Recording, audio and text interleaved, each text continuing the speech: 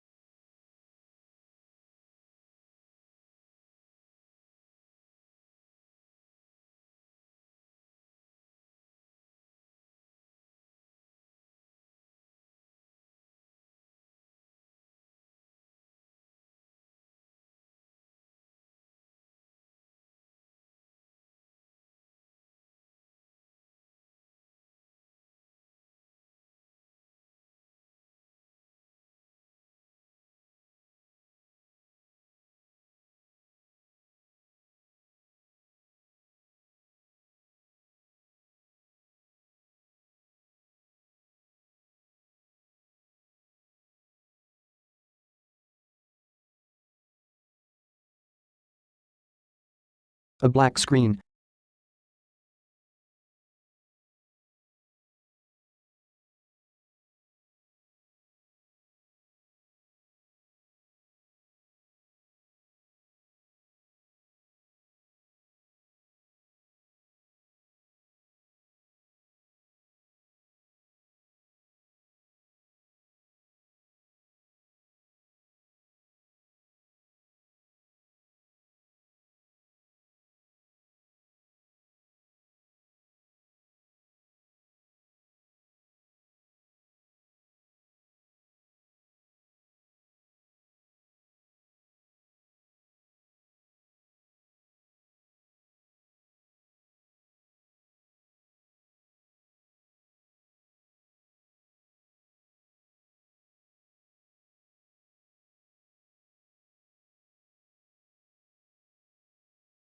Speaker, Lillian Guyan.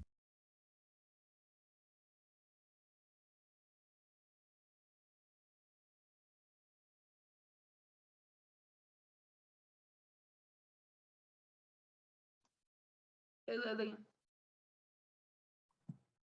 Hello. how are you? I'm doing all right.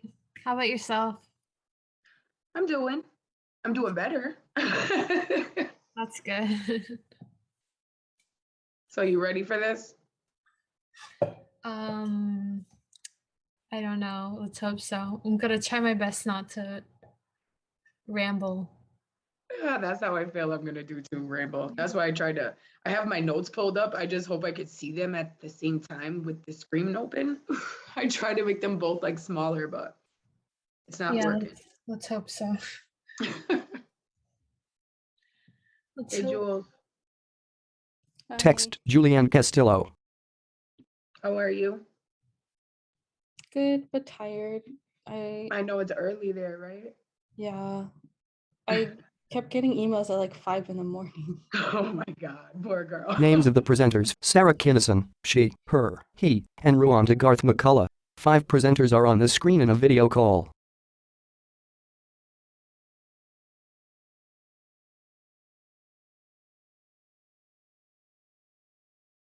Of student fellows that you will have the opportunity to learn from today. Ruanda speaks. On the next slide, thank you. As we center student voice by showcasing Every Learner Everywhere student fellows who are working with Achieving the Dream, that also developing knowledge of strategies and tools for implementing culture responsive teaching practices, and learning what equity moves impact students' experiences of learning. Renee looks down. Achieving the Dream is an active partner in the Every Learner Everywhere network, which includes 12 education organizations who share our drive to advance equity by transforming post-secondary teaching and learning. Our partners at Intentional Futures created an intensive student fellowship program that enables college students to work in an area of interest develop professional skills and meaningful networking relationships with organizations that support the implementation and integration of education technologies. We are grateful that these 3 powerful fellows chose to complete a digital learning project with ATD. Now I will pass the mic to Sarah Kinnison, who facilitates the ELE Fellowship Program at Achieving the Dream. Sarah is present in the video conference. Hello, everyone. I'm Sarah Kinnison, Program Development Consultant at Achieving the Dream. I was one of the members of Achieving the Dream's teaching and learning team that had the honor of working closely with student fellows on the project to develop our understanding of effective and equity-minded digital teaching and learning practices. Their teamwork alongside us and their role with Achieving the Dream reflects ATD's founding values of equity and centering the student voice in all of our teaching and learning work. I've had the pleasure and honor of working with Lillian Wen, Renee Restivo, and Julianne Castillo, who will now introduce themselves. Hi, everyone. My name is Lillian Wynn. I'm a freshman at the University of Central Florida, and I am currently pursuing a degree in health sciences. So I lived in Ohio for the first 13 years of my life and completed my high school degree in Orlando, Florida. Moving to an incredibly diverse environment was eye-opening for me and provided me the opportunity to involve myself in several organizations that align with my passions for human rights activism and movements to combat child illiteracy. I currently am working with Amnesty International to build a coalition in Florida to repeal Stand Your Ground. I hope to incorporate these passions in the future in the medical field, and the mission and focus of ATD was really inspiring to me, and I was drawn to the positive and collaborative environment of the ATD team. The work we have done thus far with ATD has been so informative and inspiring, and I hope to contribute to building a culturally responsive mentality in my own classes. Text, Amy Blum. Amy looks at the camera. Aloha, everybody. My name is Julianne Castillo, but I go by Jules. I'm a senior at the University of Hawaii West Oahu, majoring in creative design and media. My passions include digital art and film. And in my free time, I like to volunteer for the local cancer society. So I participate in Hope Fest, which provides funding for the TC Chang Hope Lodge Foundation. And what they do is provide housing and food to people that are affected with cancer. So while they're awaiting treatment, the lodge provides housing for them. And I chose ATD because I wanted to be a part of change and help create a more equitable environment for all students who want to pursue higher education.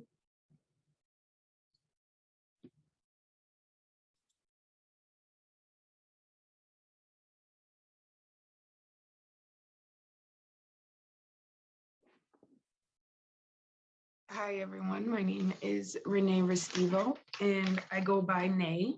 I am a second-year student studying at Northwestern Connecticut Community College. I'm majoring in health information management, but I would like to focus on social science, where I feel I can make a difference. I'm one of the founding members and president of the Student of Color Alliance, and I am part of the Student Senate. I am also a small business owner who hopes to incorporate community talents into my store. The experiences I have been through in my life have pushed my desire to have a voice and represent the communities I come from and to make a better future for my children and other children.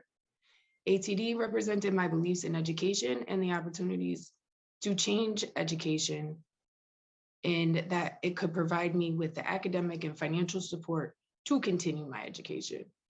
Being a fellow gives me the opportunity to elevate my voice on issues that are important to me and that impact the community and as a student. Renee adjusts her glasses.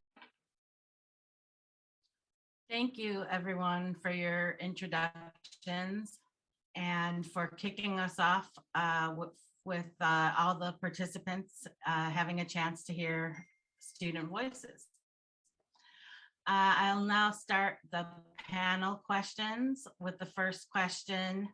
Please share what insights you've gained about effective, culturally responsive teaching and learning strategies from your academic online research, your observational research as sociologists in your courses, and your interviews with college faculty.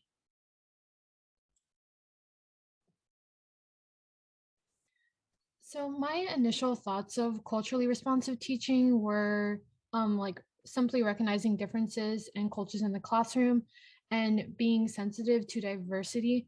While this is a vital component and a first step to progress, I have found through research and like rich discussion with the ATD team, as well as personal discussions with interviewees, that there is a key difference between simply recognizing diversity and incorporating those teaching practices in the classroom. So application is key in progressing student success in the classroom. So my personal research and discussion focus on instructional practices. So as you can see on the left, some examples of those were peer instruction, jigsaw, and think, pair, share. So I will most likely elaborate later on, but peer instruction really stood out to me and was a major takeaway in my research and reflection. Next slide, please. Thank you. So I just wanted to take the time to like reflect on my interview with a writing center supervisor at Valencia College in Orlando, Florida. So it really reinforced some takeaways I found during research, and like holistically, we discussed how multiculturalism is an asset. We discussed the difference between equity versus equality, students having the resources needed for success, even if they aren't given to everybody, and having that equity and belief and personal attention. So having a support system as a resource, and being surrounded by individuals who not only believe in them, but also encourage them, and creating a diverse environment in terms of educators as well. So this tied into my research with application versus simple recognition. So instead of simply addressing diversity in religion, ethnicity, race, etc. in the syllabus, incorporating that in text and representing various cultures and voices through rich discussion and like open source resources. So lastly, we talked a lot about linguistic justice, which really resonated with me, as that's something I hope to incorporate in the future with my career. But we talked about how Sarah looks at the camera. no form of English is superior and how diversity in language is an asset. So incorporating that into curriculum and educating tutors and educators about formatting in different cultures, being ELL sensitive, and providing students with small attainable goals rather than overwhelming them. Lillian looks to the side. Is also really important. So.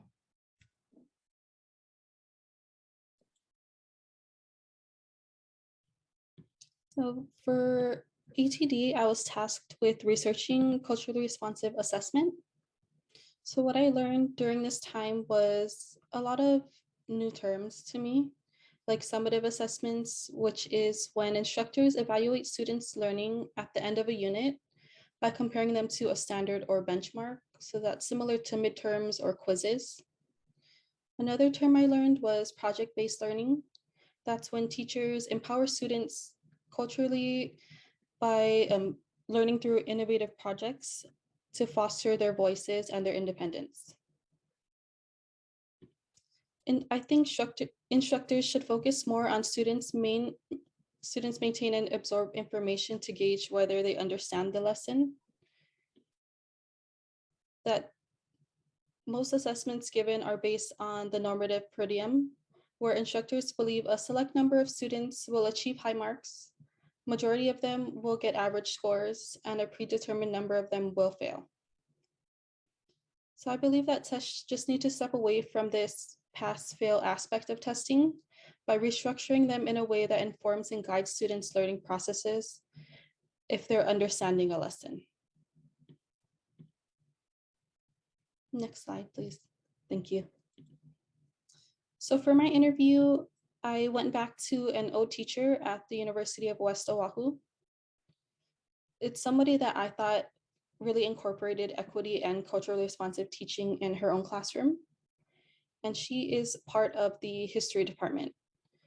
So she covers various topics, specifically marginalized history, like African American history, Asian American history, and the class that I took, which was the history of US mass and pop culture, but that was with an LGBT focus. Julianne speaks on the call.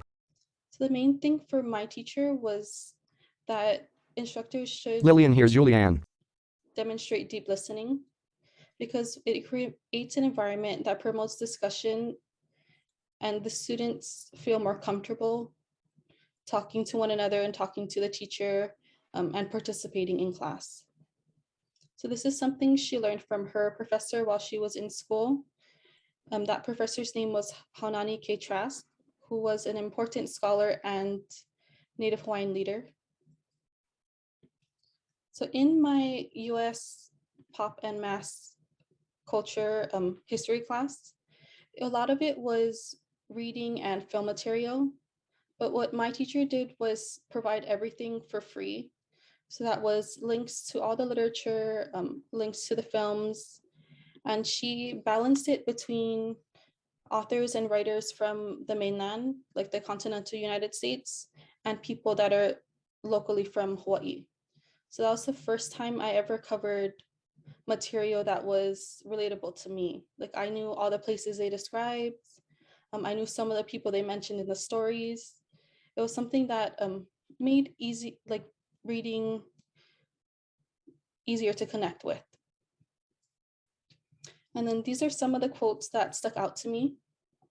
She said that when some people don't see race, they lack understanding and empathy of another person's background, meaning that it's difficult to learn and form meaningful relationships with other people if you don't know anything about their culture. Because culture influences experiences.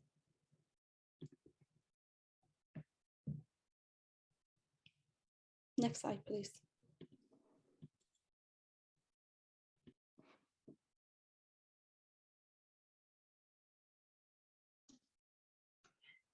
Okay, so this is based on my interview with my medical ethics professor, because I felt that she was the only one of my professors that incorporated equity and culture into her classroom.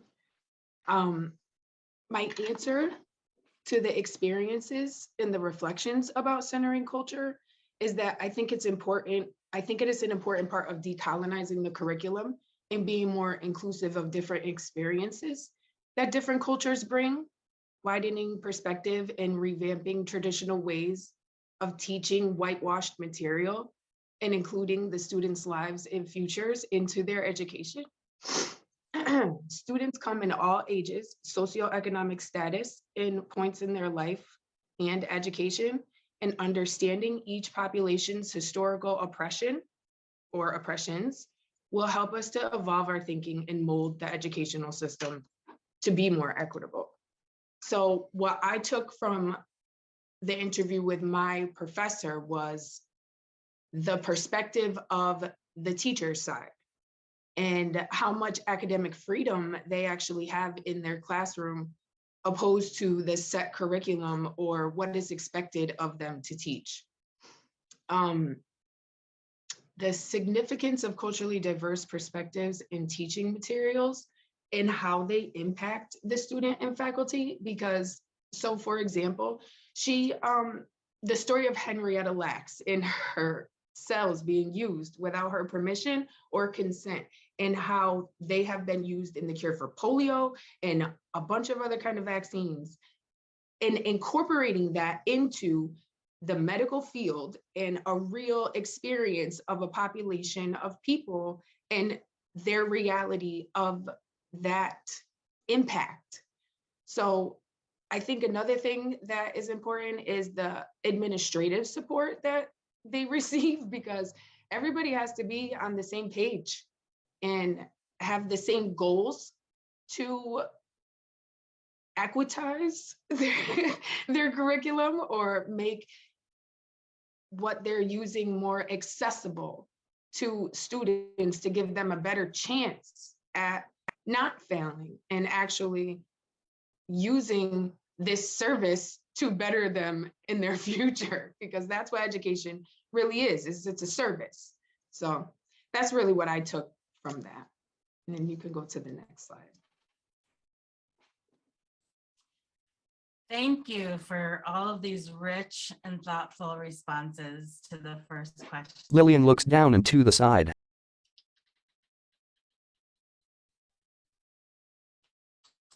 Please share your During the video call, experiences and Lillian looks at the camera, then looks down.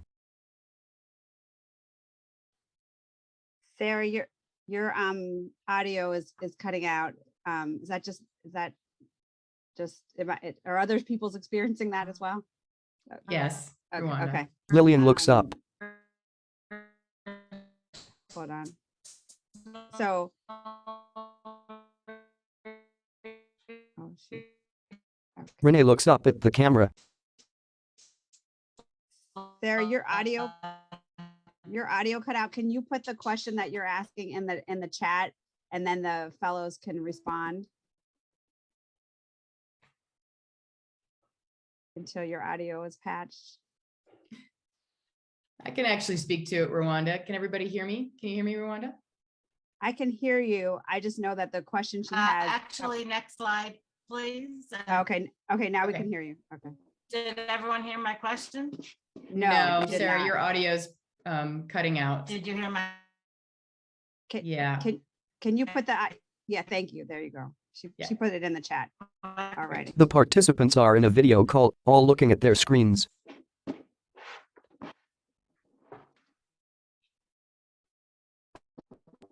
Which fellow is up first to respond? Participants in call. Can you hear me? No, Sarah, we can't hear you. So we just need the fellows to take over from here. Okay. So in terms of centering culture and education, as I mentioned before, like moving to Okay. Florida has allowed me to. Can you hear me? You can't hear me? Me? Sarah, Um, check your phone, please. Yeah. You're yeah. disrupt. Yeah. We've got it. Lily's talking. We're good now. To join platforms that advocate for world issues and human equality in a way that is bigger than me. So learning more about these culturally responsive teaching strategies brings a lot of hope that we can make education more widespread and inclusive. And something that stood out to me in an interview was she basically stated that you cannot dismantle the master's house with his tools. And this resonated with me in terms of creating like an attitude and a type of like a learning environment that can influence the next generation to Lillian nods.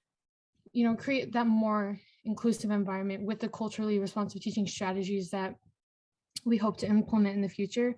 So although with discussion with Renee nods slowly.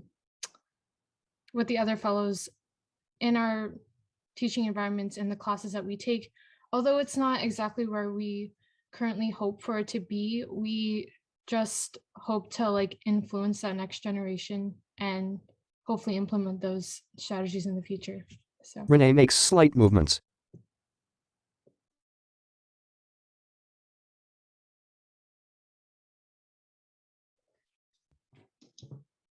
Sorry, guys. We're back at that slide. Renee looks to camera.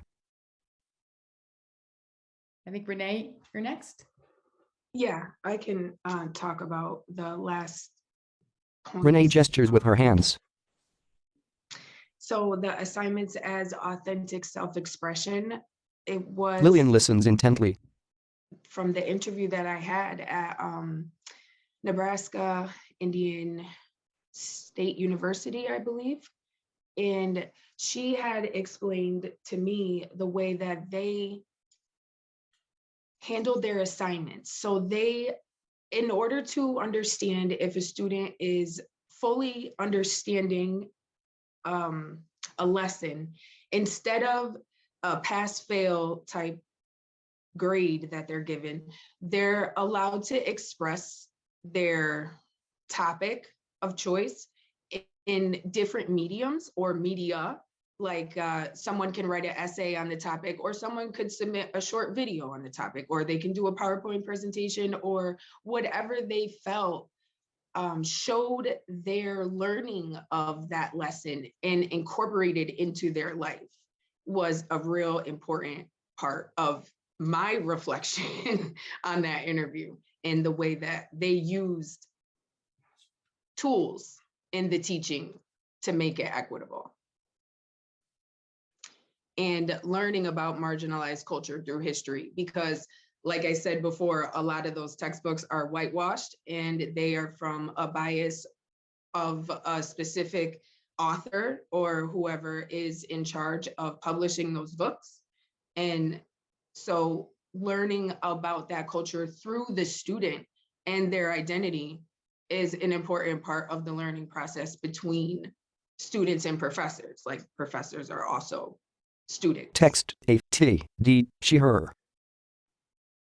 And similar to Renee, in Hawaii, the University of Hawaii systems, it's required that all students take a Native Hawaiian history class. And the other thing is we're meeting Dawn at 6. Right. And you know how nervous Ed gets now.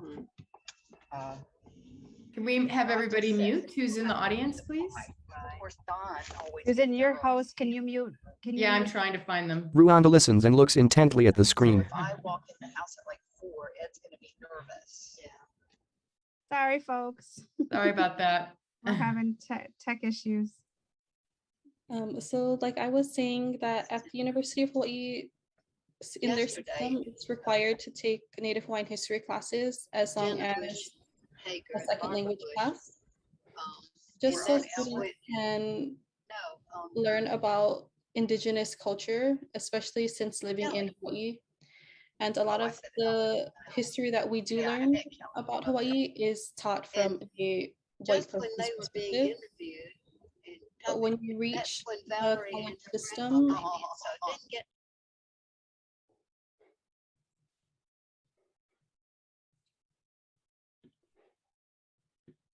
Okay, we've got them muted. I apologize. Lillian looks down. when you reach the college system, the University of Hawaii has instructors that are Native Hawaiian and that have degrees and extensive knowledge about Native history. So it's taught from Video call participants. like actual accounts versus when I was in high school and I learned about Hawaiian history in like a Western textbook. Lillian rubs her nose. So that's what was important once I reached the college level, was just learning about the Indigenous people of the land that I'm living on, and that I appreciate everything that they've gone through because it influences the world that I'm living in today. Thank you so much, Joel. Sorry for that, that you had to compete with Julianne smiles. but we have it fixed now. So our final question is, what are the most important insights you've gained in your work with Every Learner and Achieving the Dream, and how will you bring those insights with you into your future endeavors?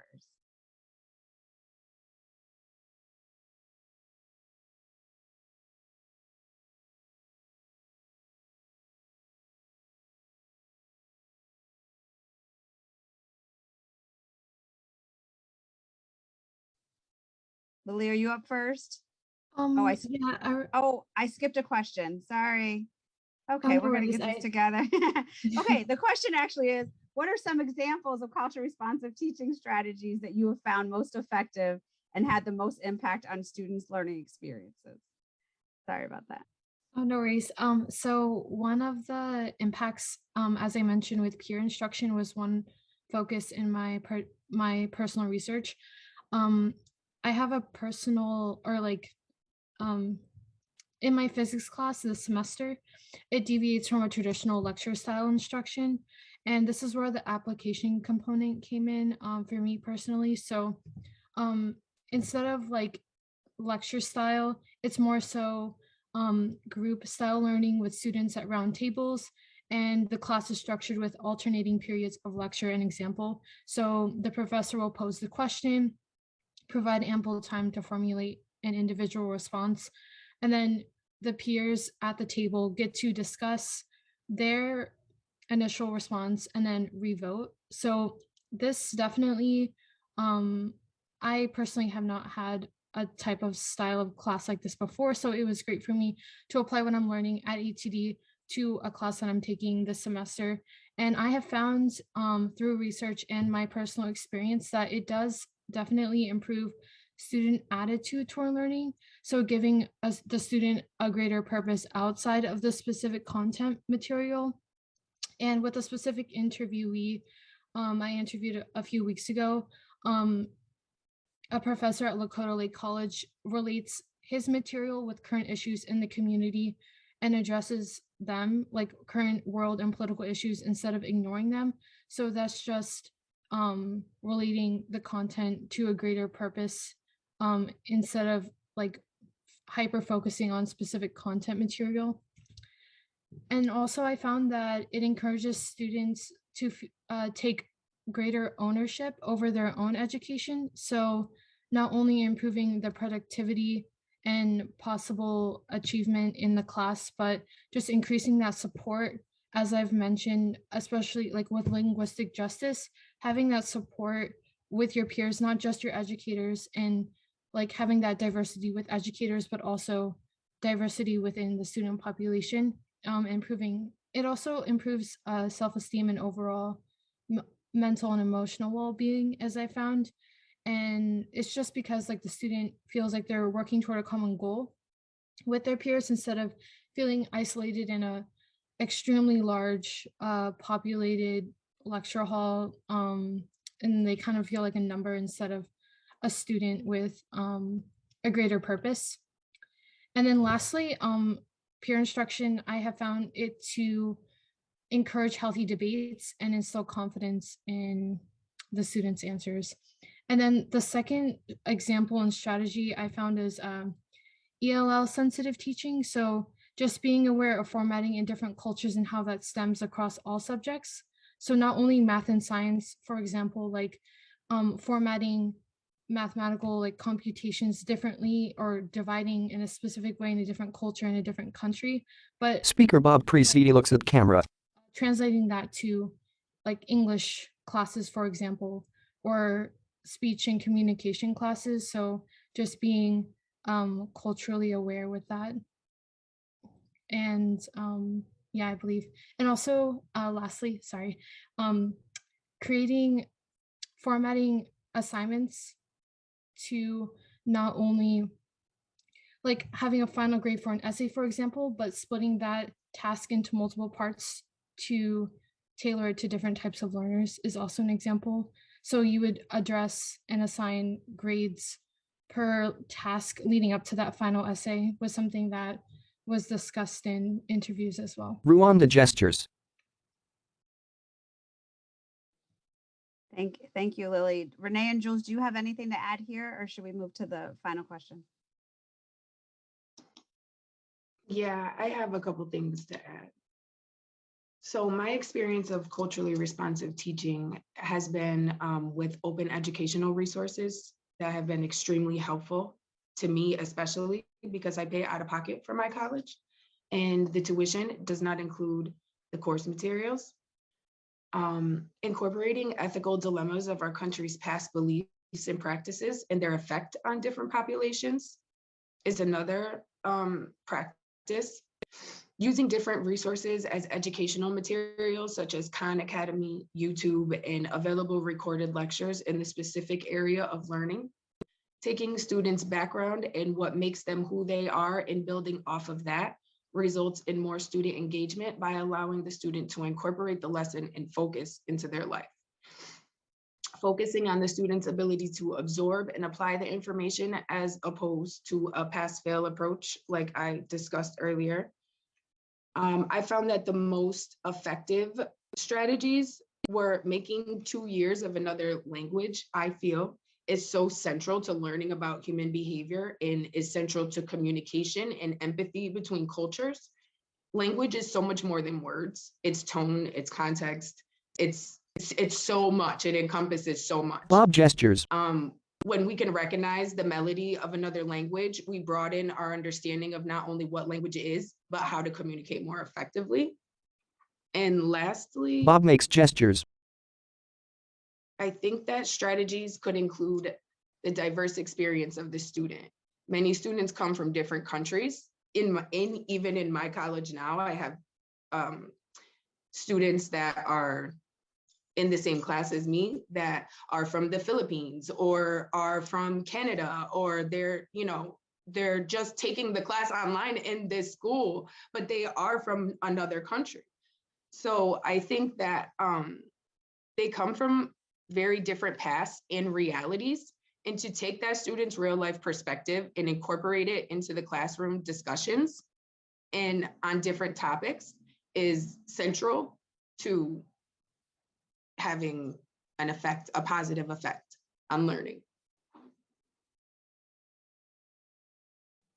These are all really powerful shares and highlights of strategies that, just confirming that the work that we do at ATD, and to help faculty think through being more transparent and all the things that our plenary speaker spoke to is what you are experiencing as being helpful. Jules, do you have anything to add here, or will we move on to the next question? They pretty much covered everything, so you can move on. Okay, so getting to the final question that I jumped ahead of before. Lillian smiles, then looks at camera. What are the most important insights you've gained in your work with Every Learner and Achieving the Dream? And how will you bring those insights with you into future endeavors? Lillian touches her hair.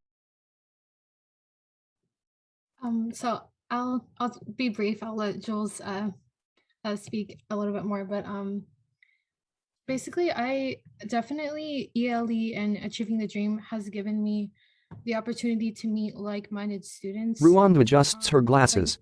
They not only want to better themselves, but make a greater impact somehow in this world. And that's been really motivating and enriching and inspiring for me, and has really motivated me to, like, with my research, really take it seriously and try to, like, also be observant in my personal classes and try to implement it that way. And both ELE and ATD, I feel I've learned better who I am as a communicator, and, like, not only building on individual skills and character building with ELE, but then ATD has allowed us to translate those and practice the skills in discussion and interviews. So I hope that I'm able to translate that in the future for sure in classes. And so.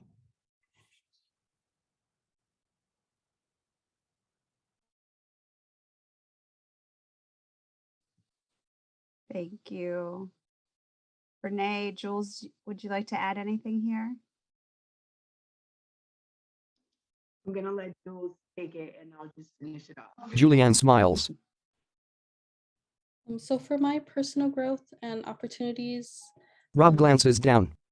just keeping in mind that education is still evolving and that it can evolve and it has the ability to, even though it is sometimes slow progress, we're paving the way for a better future for the younger generation. So just being hopeful about that is what ATT taught me. It's like it is something that can be accomplished.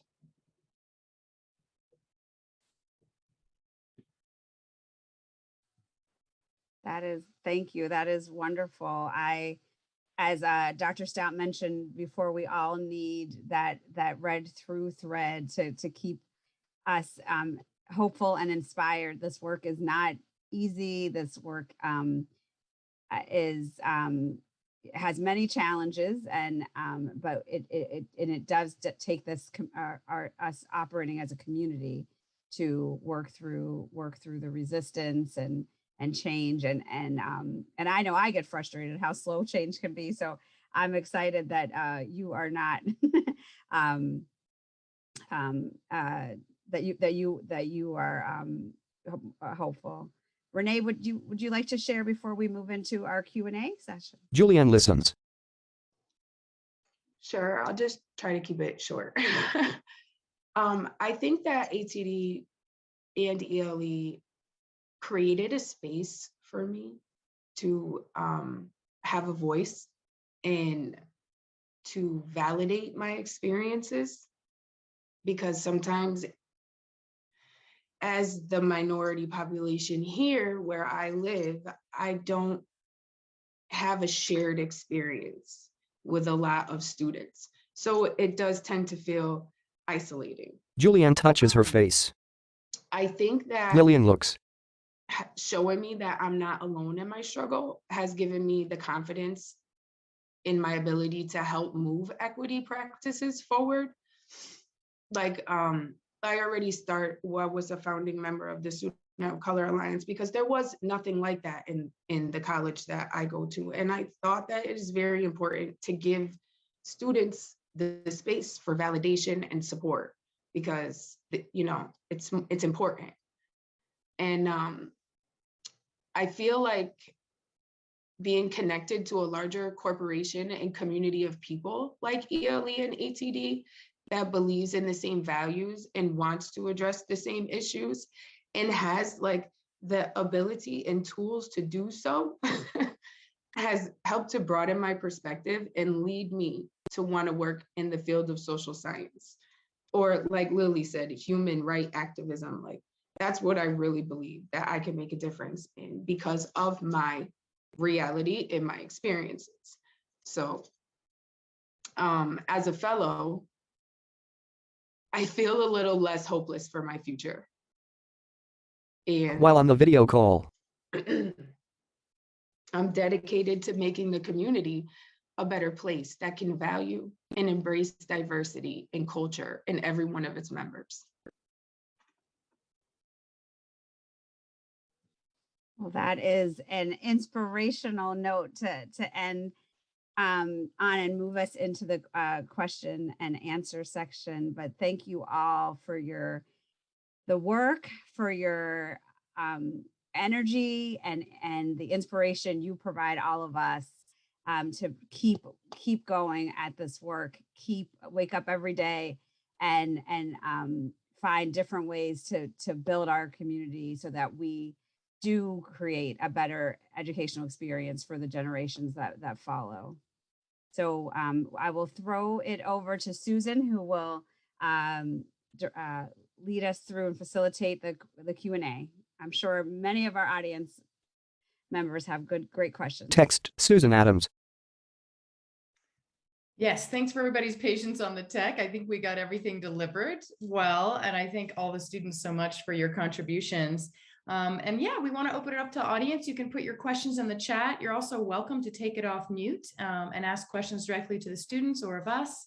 Yeah, give it a moment there to see. Lillian looks up.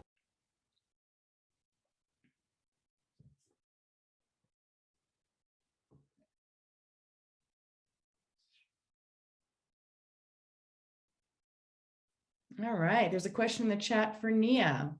I believe you mentioned you're a parent. If so, what resources or support have helped you in your role as a parenting student? What lack of resources support have you found? Gestures with hands. So both sides, what have you found and what have been the things that kind of are missing? So I actually I went to school twice. I went to school when I was 19, when my son was just born, and I had already had another son. And there was a complete lack of any type of understanding or resource. And that was about 16 years ago. So now my children are 20, 18, and 14.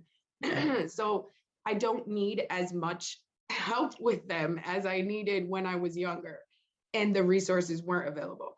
But things that are worth mention are the college pantry.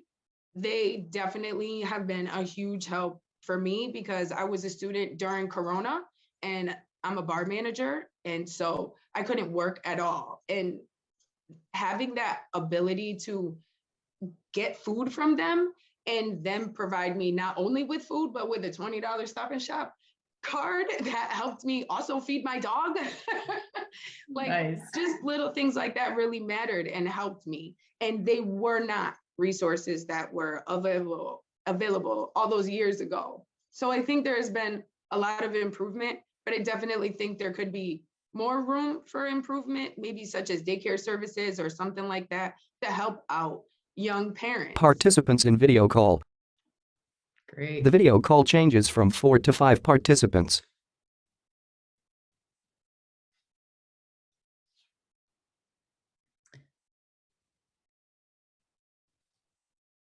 I have a question for the fellows. Mhm. What, through your research and talking, talking to faculty and peers and the literature reviews that you did, what surprised you most about where we are in the education field in terms of culturally responsive teaching? Joins the video call. Anybody can answer. I just kind of want to answer that because There I you feel got like it. my interview with my teacher really kind of helped. Susan touches her face in thought. Her stance was the generational gap between professors and students that usually occurs has Lillian glances down briefly. an effect on communication and understanding, right? So Lillian glances up quickly. she had came up with this idea of having like student symposiums where students can get up there and explain what it means to be who they are. And what role they identify with, it doesn't matter, but it's an educational experience that I think should happen. Sometimes the way she expressed it to me as an older generation, like I'm 36 too, so it's not that much of a gap, but between her and the majority of her students, sometimes it's embarrassing to ask what things mean to someone or what someone's experiences are, or because they don't want to come off as ignorant or rude. And to be able to find a way to bridge that gap between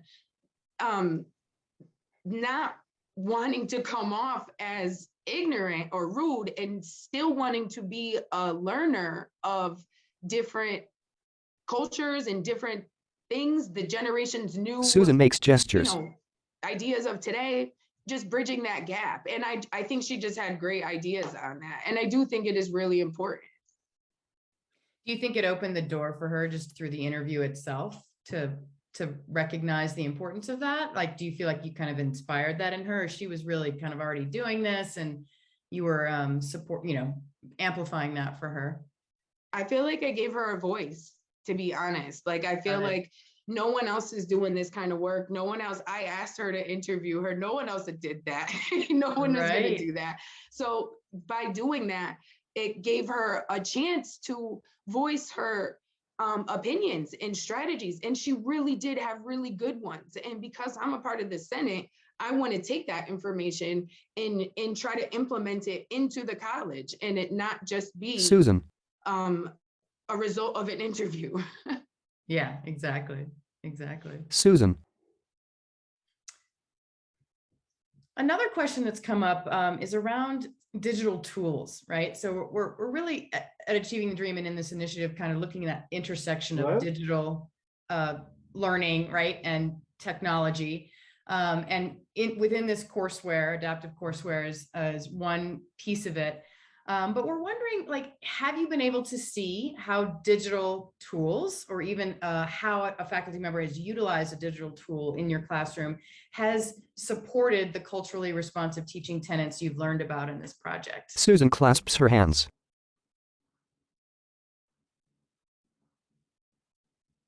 Or is there a lack of it and we need more of it?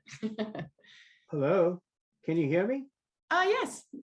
Oh, okay. Yeah, this is Professor Tel Raghunath. I want to make a comment, although it's not directly pertaining to the issue that you just raised. So if someone wants to respond, I can wait and then respond. Oh, no, that's great. We can, well, I'll give them a chance to think about my question and we'll go with yours. That's great timing. Thank you. Yeah, it was great to hear all the different responses and the accounts of their experiences and so forth. By the way, yeah, I'm a professor of philosophy at the College of Southern Nevada in Las Vegas.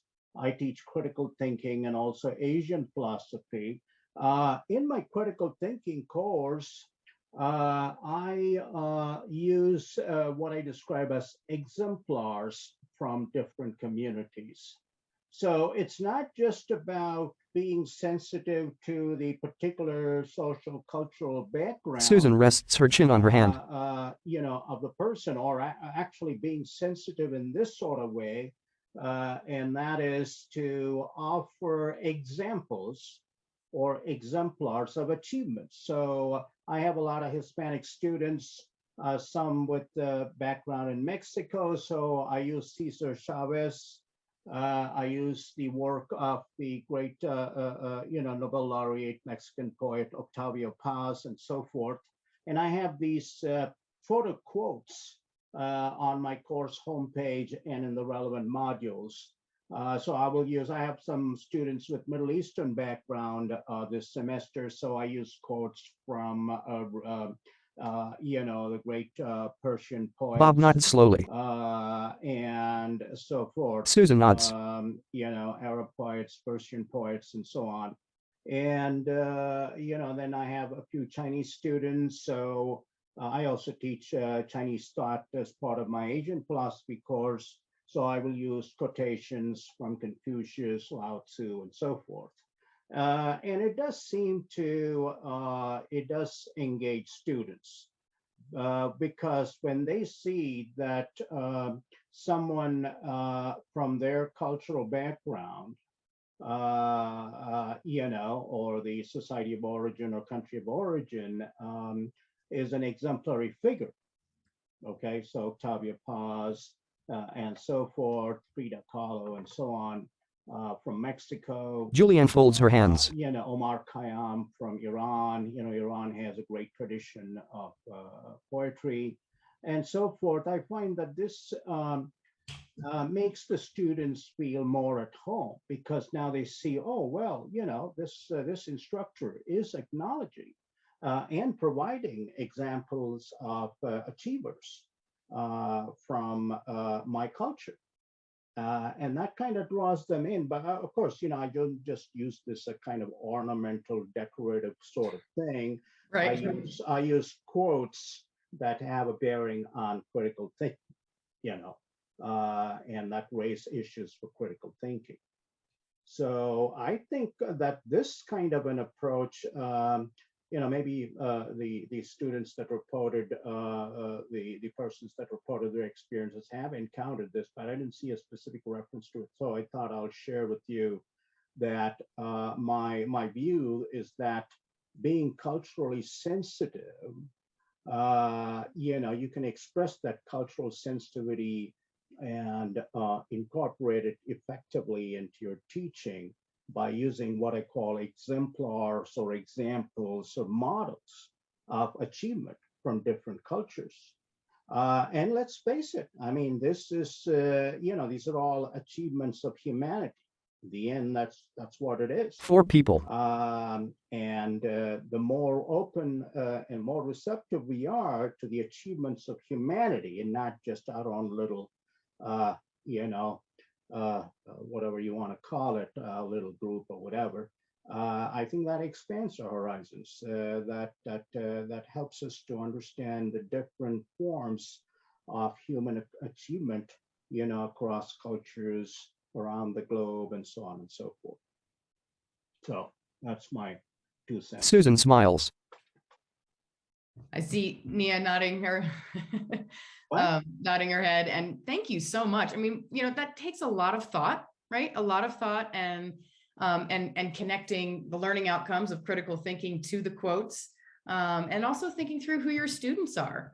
So thank you for that. That sense of belonging is really what we're seeing is getting a lot of traction, and it can really kind of seeing themselves in the course creates pathways for learning more successfully and making learning easier. Yeah, I want to add that, in honor of the Black History Month, I used quotes from Martin Luther King. And in fact, there's a great video that's available on YouTube of Martin Luther King giving a talk titled, "What is Your Life's Blueprint?" It's a very important motivational talk, which I highly recommend, and I believe my students got a lot out of it.